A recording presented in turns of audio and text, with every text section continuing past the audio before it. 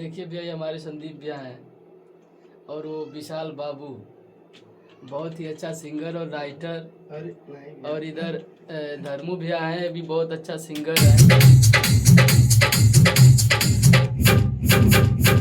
चारों तरफ ठंडा हल्ला बा, गाल तो हर गुला गुला बा, चप के दिल बनावा तारू, गली गली में हल्ला बा। चारों तरफ ठंडा हल्ला बा, गाल तो हर रसगुल्ला बा, चप के दिल बनावा तारू, गली गली में हल्ला बा।